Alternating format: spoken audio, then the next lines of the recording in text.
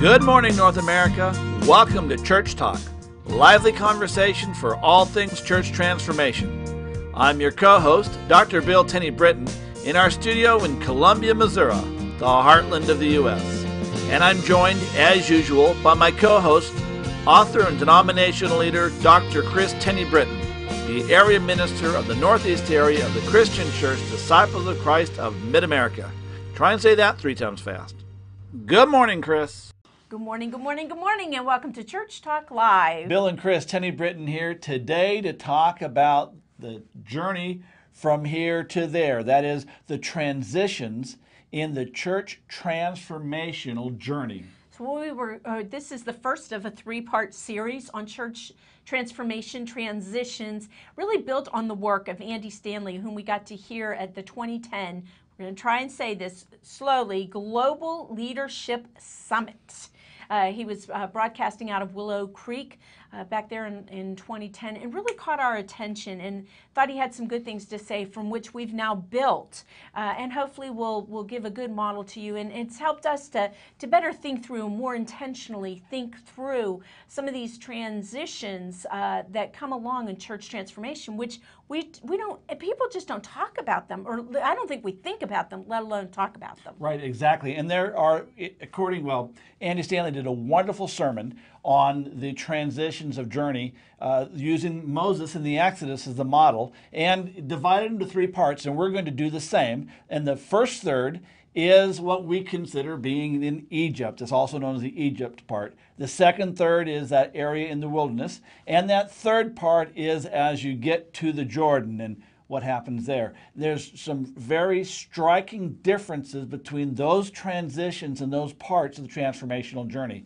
And we'll be touching, as you say, in future episodes on the other 2 parts. But this part is about the first part. And, I sort of subtitled it, Do We Know We're in Egypt, or Are We Swimming in Denial? Yeah, well, boo. That's true. Do we know we're in Egypt? Do we know how bad things are? Or are we in denial about the situation? Or are we in a bad situation? Because not every situation is true. Worthy or is ready, or is necessarily time for a major transitional journey. So you really need to have a good stock, which is point 1, of reality. Right. So what you really want to do, you want to look at your effectiveness as a congregation. You want to see, do you have people coming to faith in your church? Is it a place where people could come to find faith?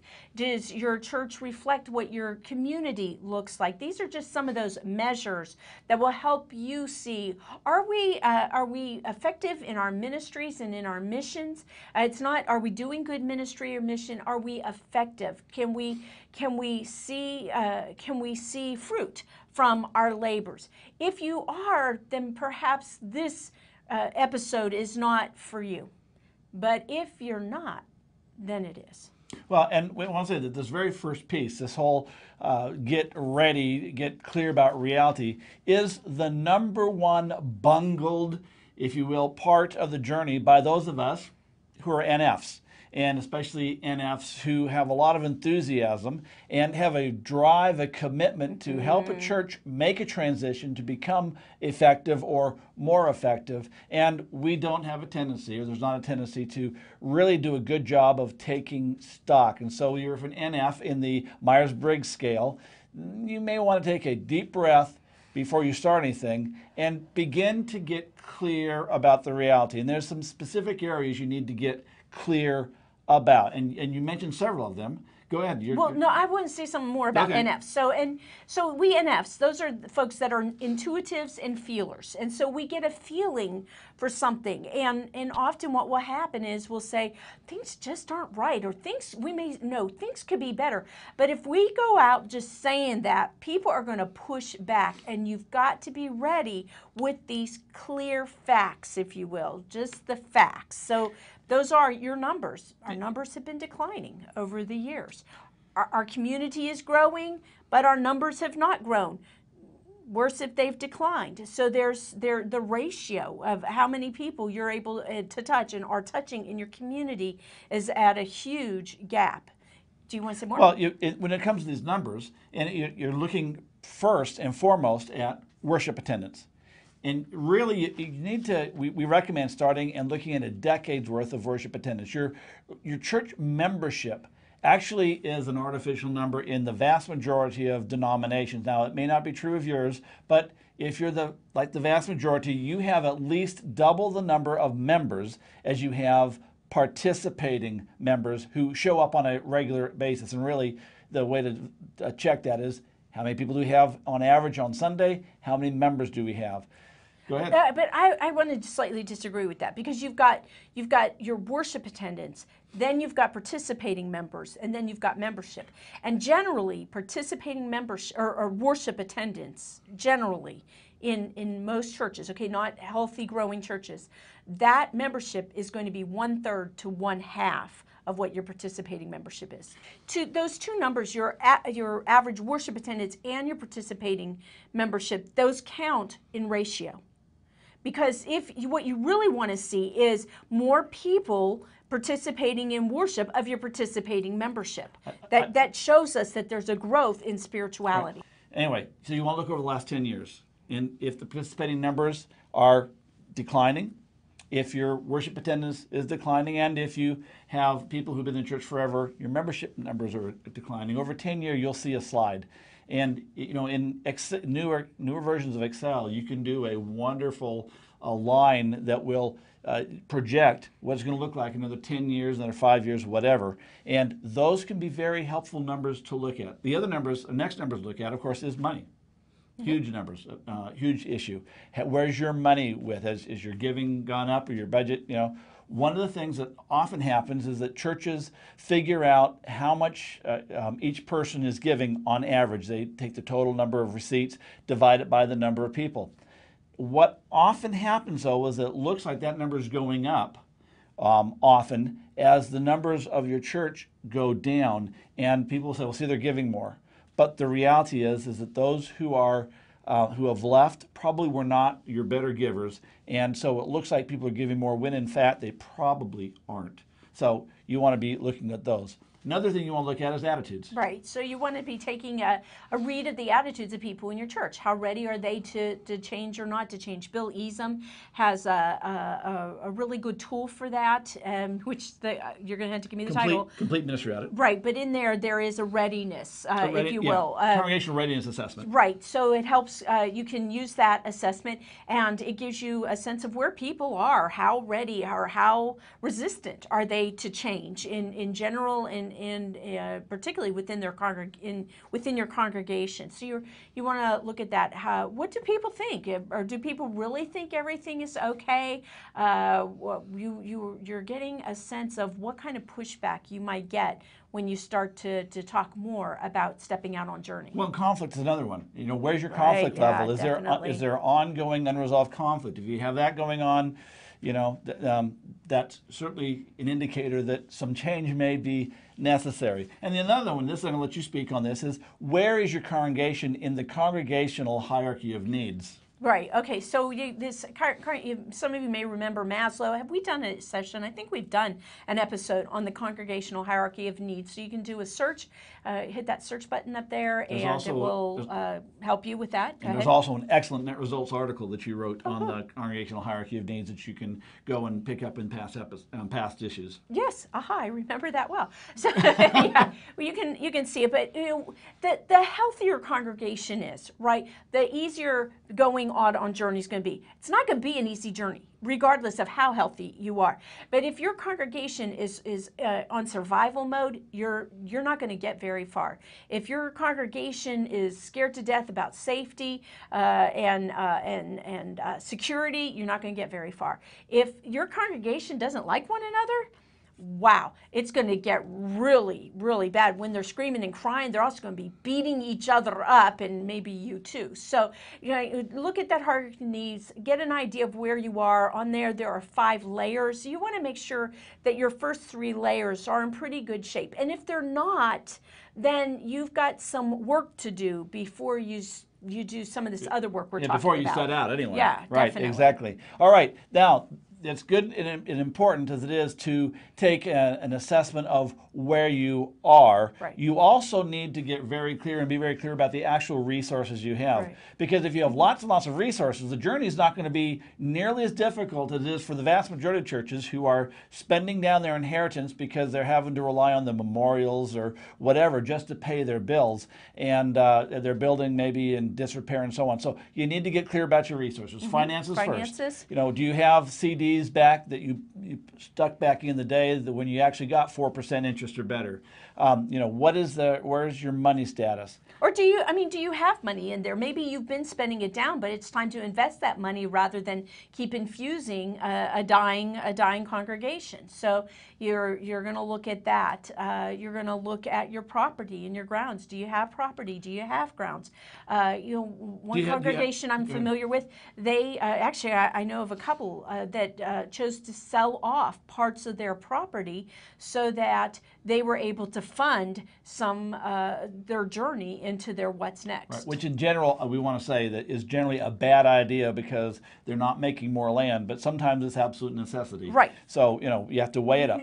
Well, and when we look at resources, this isn't a good or a bad thing. Right. This is not time for value judgments. This is an assessment of where you are. Be real about it. So, right. You know, again, a lot of us put this feeling into it and we attach values to it, but what we've got to do is get real clear.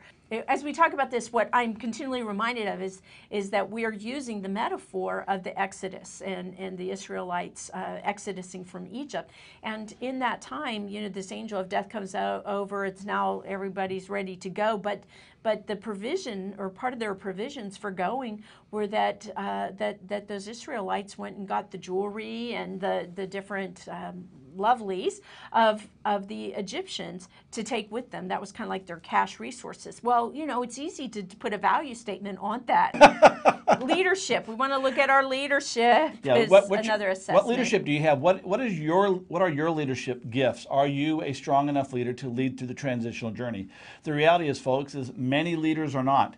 And if you're not called to lead this transition and the church is ready to go on the transition or to face this, it may be time for you to exit yourself. Or get a coach. You know, there are some people who may be able to do this, but you need a coach. Right. You need to know whether you have those abilities, those desires, or not. Right. You also need to know about your congregational leadership abilities. Right. Do you have the leaders it's going to take to move forward? Can you, if you will, create allies with those strong leaders? If you have some very strong leaders, the core people of the congregation, and they're going to oppose anything or everything, or the major work, you know, you're dead in the water.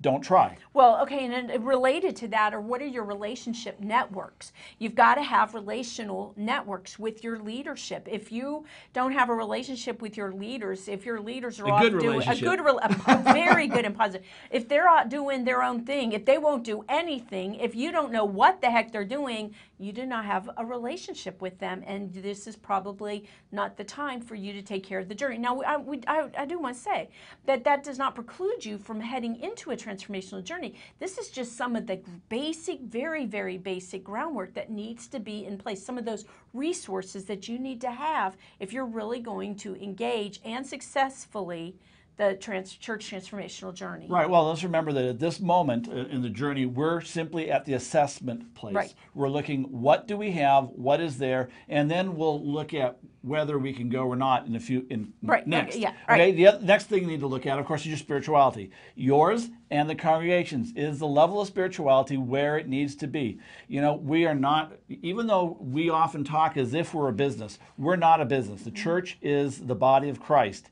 And if our leaders aren't spiritually maturing, and that doesn't mean they're all necessarily spiritually mature, but if they're not maturing, if they're not reading their scriptures, if they're not attending worship, supporting financially, sharing their stories with others, you know, practicing spiritual disciplines, spending significant time in prayer, then there's some more foundational parts you're going to be building before you head on the journey. So, you know, that's a key. Where is that spirituality? And the last one is hope, right. which is, you know, that's yours. Well, no, we've got to be people of hope. And if We're skeptics. If we're a congregation of skeptics and cynics, the chances of us going forward anywhere is absolutely ridiculous. So if your congregation could better be described as Eeyore than poo, you might need to be thinking more about that. Exactly. All right. That's what we got to say about that. All right. So once you got a clear sense of reality, once you really know where you are and the resources that you have,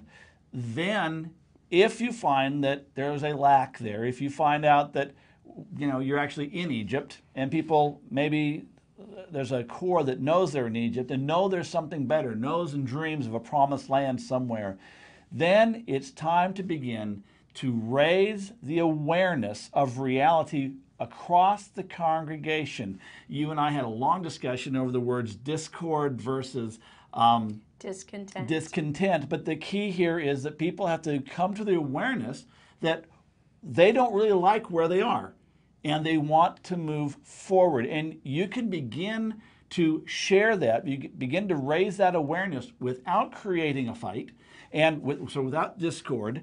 And you can do that even if you don't have, or your congregation doesn't yet have, a clear picture of the promised land. In fact, churches often begin to realize that maybe there might be a promised land when they realize they're imprisoned of their culture, imprisoned of their past, their traditions, whatever, and they find out that, or realize, they look around and say, wow, we're all, or the majority of us, are gray or lacking hair, and our grandkids and our kids wouldn't come to this worship service or our church, et cetera, are not coming. And they begin to understand and come to a real awareness of the real reality. They say that an object in motion will stay in motion, and an object at rest will stay at rest.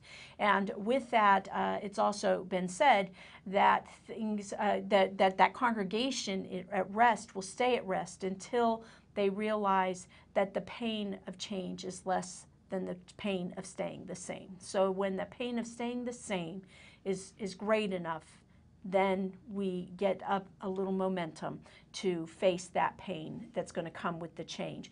And we all come into that at different places. And this part really takes great gentleness, care, love, speaking the truth in love. It's going to take patience in most of our congregations. There are, and this is part of our disagreement about those words, discord and discontent, because there are folks out there that will tell you that you've got to create discord and you've got to shake things up and you've got to help them. And there's something that just grates inside of me against that. And people in our churches already know the reality. Most of them do. A lot of them are in denial, but so we need to help them. And if we can't do that in gentle and loving ways, it will come back and bite us in the butt later on. So just to put those pieces out there, gentle, lovingly, right? Carefully. But Carefully. the reality here is you have to raise awareness of the reality. And, it's raising awareness, but it's also moving awareness out. You start with those that you know are discontented. And those, though, that are not discordious. So you're working here, but you're even talking, how can we help other people to realize that? And they're influencers, and they'll be able to influence. I talked to a woman in a congregation about 3 weeks ago who said, I didn't think anything was wrong with our church, but, my daughter and then my other daughter were telling us why my grandchildren won't come. And I realized, and the pastor had been able to talk out far enough and get with them, and they were able to speak into their mother's life in a way, that grandmother's life, in a way that she's saying, okay, I can go with this. Raising awareness and moving it out. All right. As you're doing this, of course, and as the awareness comes up, there will be some discontent, sure. and which is really the goal. Is it's not discord, but it's discontent. We're not happy with being in Egypt, and the next level is, of course, is to discern and name the promised land. When we talk about naming, it's, of course, naming it, but naming in terms of being able to measure it, being able to say, this is what it looks like, it's describing it. This is where God's leading us. Right. God exactly. doesn't want you to be in slavery and enslaved. God wants us to be able to be here so that we can. You're painting that vision. Right, and there's, often that when this process is, we call it vision discernment, if you will, and there's vision discernment's important, don't get me wrong. However, there's an old saying that says, it's hard to remember that you're there to drain the swamp when you're up to your neck in alligators or thereabouts. And the reality is that when we are in the midst of our box, we're in the midst of the swamp, if you will, it's very difficult to see outside that box and to not so much to see hope, we can build hope, but to actually see where we need to go. And so very often when it comes to vision discernment, we need some outside help. And if not some outside help in terms of a consultant or a coach, outside help in terms of, for instance, your process, the Flip My Church process, which is a process that takes you through vision discernment. There's several pieces to it, but ultimately the congregation discerns and goes, aha, this is where God is leading us. So whether you're doing a consultation or whatever, the key is to have some outside thoughts about where God is leading you. Then, of course, the next piece is the how.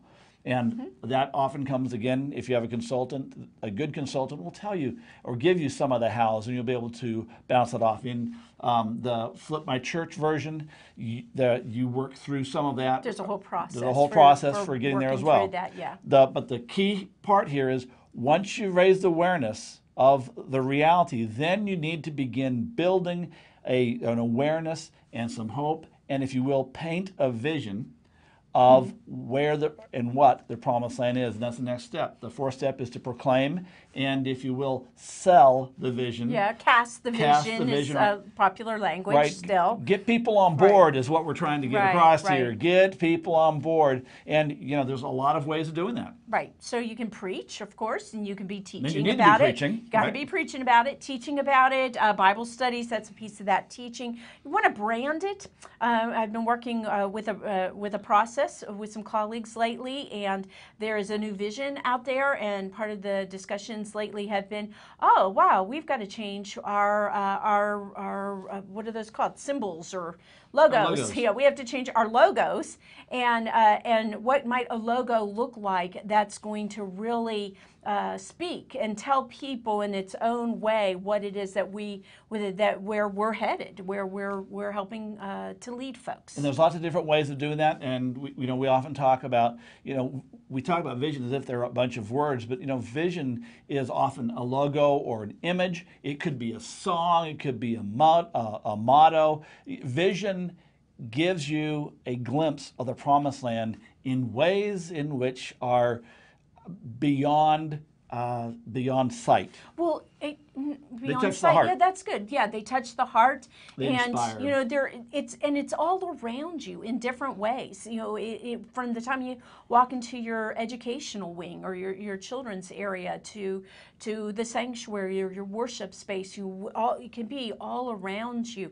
It's when you send mailings out, and I know that that's visual, but I love the idea of music, so that when you hear a song, it catches.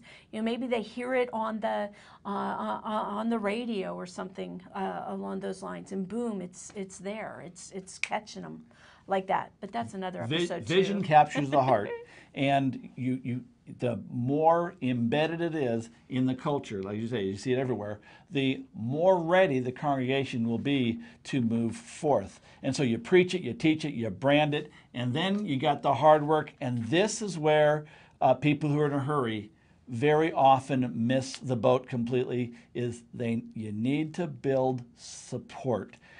Hopefully you already have a team through this process, whether you called in a consultant. If you called in a consultant, you already have some people who are saying, yeah, okay, we want to invest that money.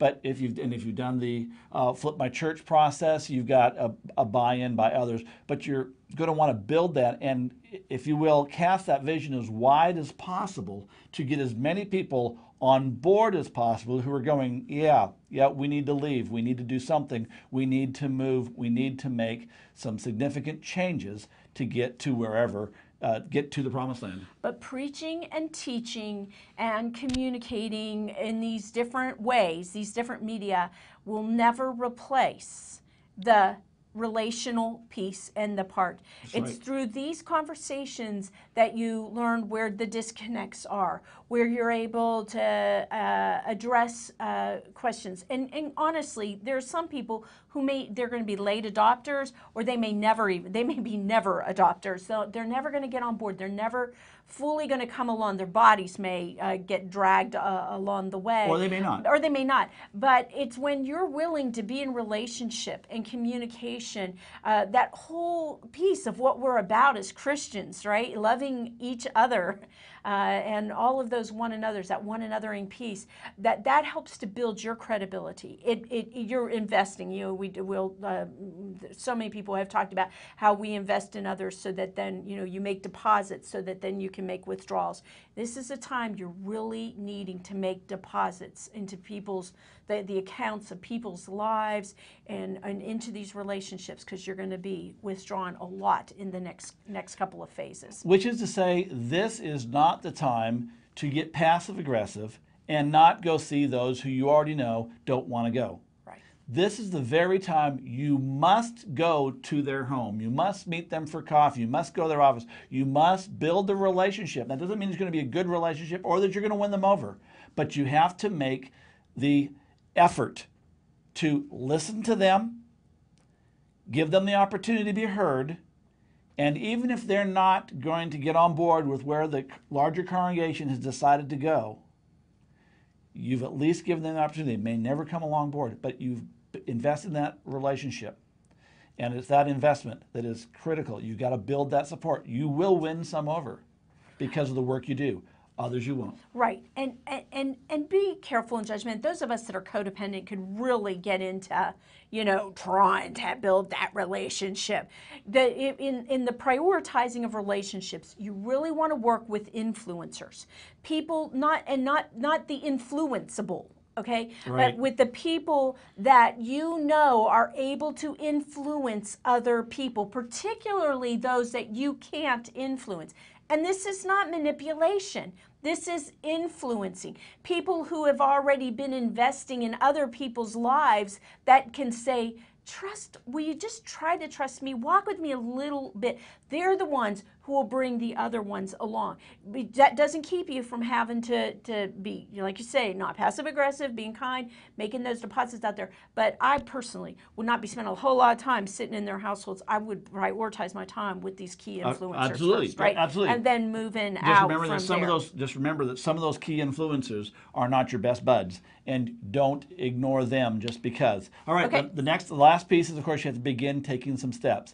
And before you can take a step, you have to determine whether you're a go or a no-go.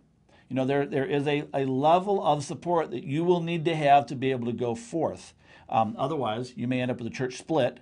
And although that is a method of multiplication, it's not a very good method of multiplication. And so, what are the signs or what are the marks, the benchmarks of we are ready to move? Now, you can also decide that we're not going to go until everyone's on board. And I can tell you that any transitional journey, any transformational journey is going to involve some significant risk. And that you are likely to lose, no one wants to hear this, but you're likely to lose some families. It's just the reality. There's never been a transformation that we know of where we've been in decline or plateau, where we've begun growing, doing baptisms, etc., things we weren't doing, without some folks saying, that's not what I signed on for. Right, but I want to broaden that, because it's not we. It's we do not know of anybody who's done that. And we have asked this question now to several hundred people in various settings around the country. Thousands, we asked thousands. Okay. Your hundreds, my thousands, whatever. Well, I say several hundreds. I mean, hundreds and hundreds of people. Right. Well, it was probably thousands at this point, where when in major groupings, major places, different places, we have asked, do you know of any congregation that has gone and done a significant transformation that has not lost people? And there is no one that we know. So if you know of one, we want to know and tell us, and we need specifically who that is, because we want to follow up and figure out how is it done. But that cannot be a reason for not going. If if you're not clear about that up front, again, it's going to catch you and drag you back to Egypt when you're out in the wilderness. And we'll talk about more of that in the next episode when we deal with the second piece, because that second piece, wandering in the wilderness, is a painful time. But to get started, you have to get started. You have to take the first steps. Whatever your plan is, that how, you need to take those first steps. You need to take them boldly. You need to take them with some confidence. But you need to take it one step at a time. With a lot of prayer. And a lot of support. And we are like out of time. Oh my goodness. Well, thank you for being with us. And we will see you next week. Have a great week.